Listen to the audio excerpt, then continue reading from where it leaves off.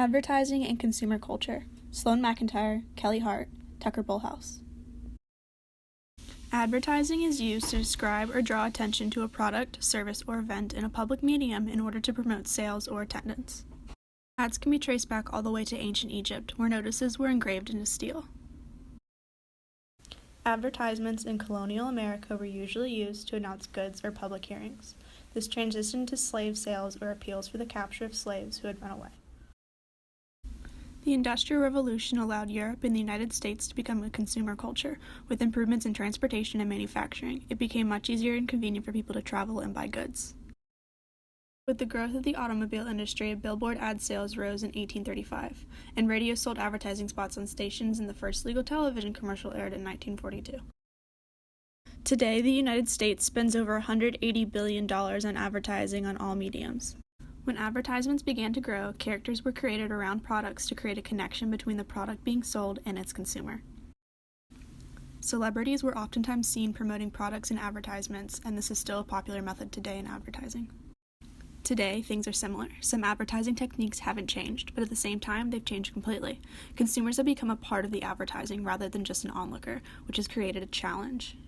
Brands have made it their goal to not only just sell their product, but to focus on the community building and brand awareness, which in turn encourages the consumer to purchase their product, even if it isn't immediate.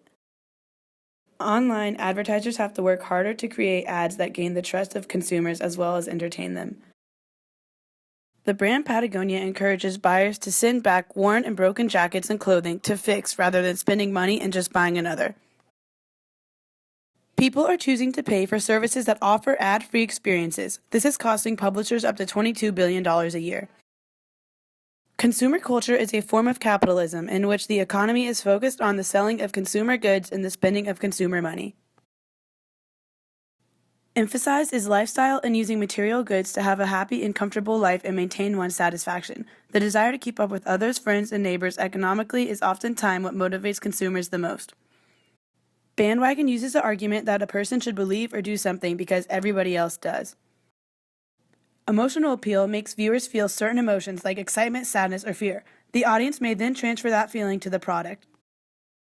Humor is used to make audiences laugh, but provides little information about the product or service. Consumers remember the ad and associate positive feelings with the product. The Federal Trade Commission regulates advertising and marketing law in the United States. These laws can impact how products are labeled, how email and telemarketing campaigns are conducted, and how advertisements are catered towards children. The Consumer Product Safety Commission regulates practically every consumer product on the market. It's responsible for conducting recalls and also has various acts that it upholds in order to protect consumers. The CPSA is an umbrella which allows the agency to pass standards and bans. Nike's Just Do It campaign in the 1980s began when the company began marketing to everyone. It brought billions of dollars to the company. The Got Milk campaign by the California Milk Processor Board boosted milk sales throughout the country and included celebrities to help advertise.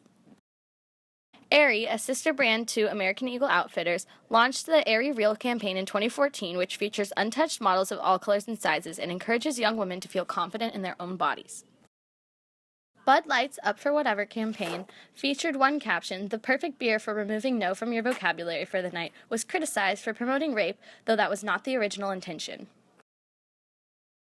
Many companies have come under fire for incorporating sexism, racism, cultural appropriation, or anything that can be considered offensive to groups of people, unintentional or not.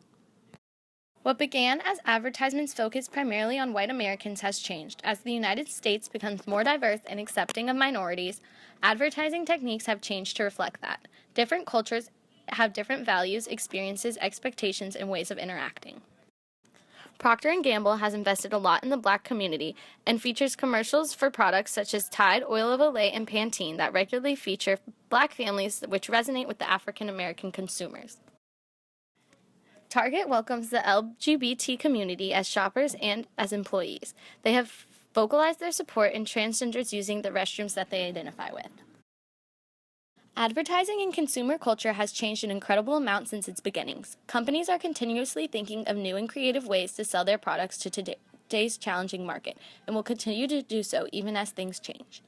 Advertisements are adjusting techniques to target other buyers like African Americans and the LGBT community, and that will also continue to evolve as our culture does.